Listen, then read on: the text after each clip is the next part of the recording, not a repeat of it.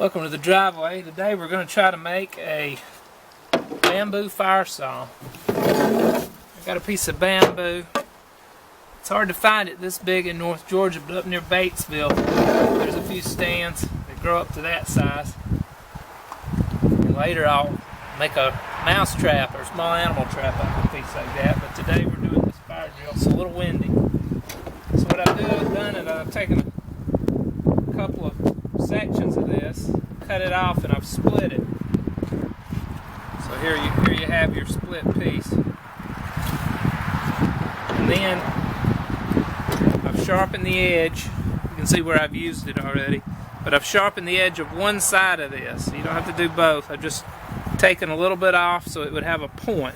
It doesn't have to be razor sharp, but it does have to have a point. And on this piece, and I'll have to do another one in front of you, but you start on the back and you just start to drill a little hole there in the middle.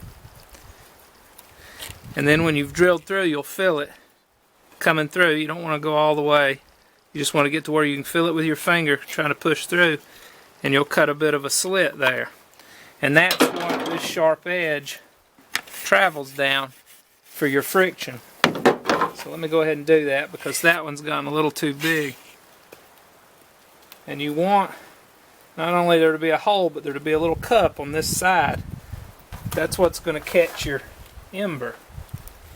So let's do that here. Using my old case belt knife my grandfather got me years ago. He died when I was, I don't know, 5 or 6. But he had gotten me a knife every year from the time I was born. Multiple knives actually, and this is one of them. And I didn't start using it till years later, but because of its size and its shape, I've gotten used to that shape. It's what I carry in the woods.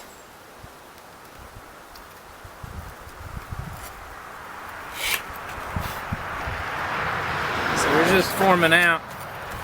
We're just drilling out a little hole here.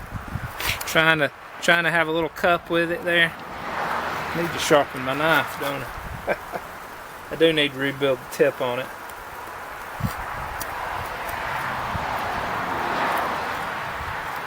So we're working through there, and I can feel it. I can just feel it starting to make a little nipple there on the other side.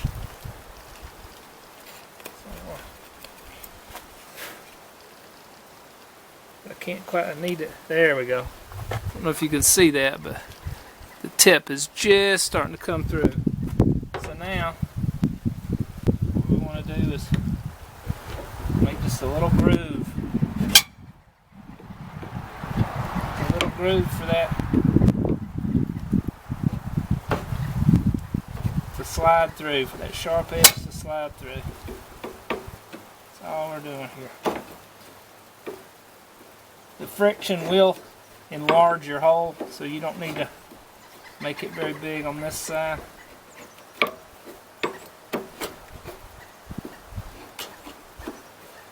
You just need to give it a place to get started.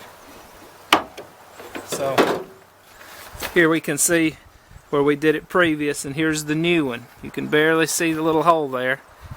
And of course this slit we've made isn't that big because we haven't utilized it yet. Now the next thing you want to do, and I've already done it, but this is a little bit of the outer shell of the bamboo. And what we do here to get this is just plane up here, and you get these squigglies. When you get enough of them, it's kind of like doing a feather stick. They'll all sort of gather here.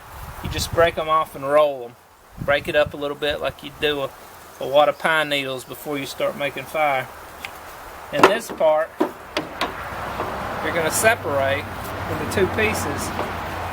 And you're going to tuck on either side of your little ember hole there. And then you're going to break off a stick. This is going to be your fire poker. You just take a piece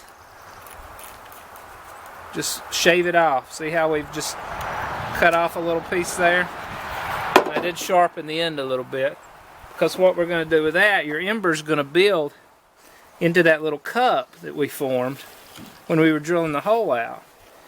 And you're going to see it there. It's going to get stuck. And you're going to turn this over and you're going to have to poke it through into your little bamboo kindling there. So, stick everything out of the way here. Again, we're going to tuck our little kindling bundle on either side of the hole we made. We want there to be enough room for some air to get through there. Then we're going to take our fire poker. We're just going to hold that in place as we work. So we're going to be sliding this back and forth, and we're going to hold either side of this. There's your slit, there's your little ember hole. We're going to set this up.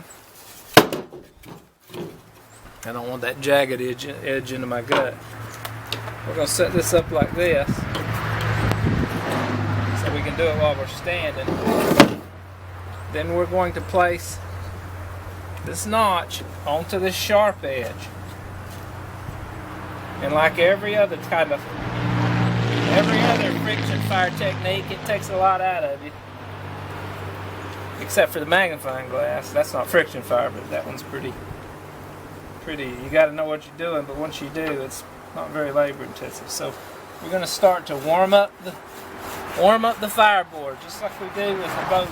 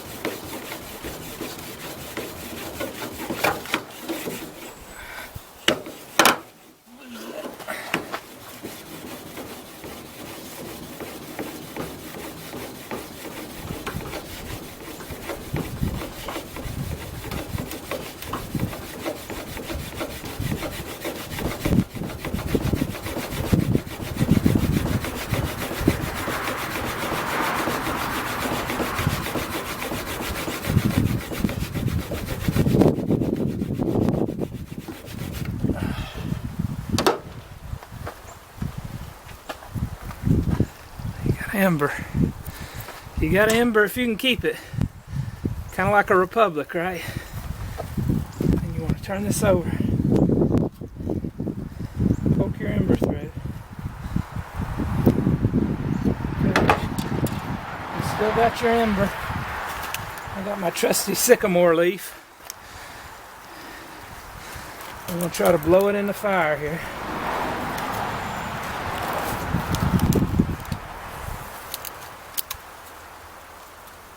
Don't want to get too crazy with it.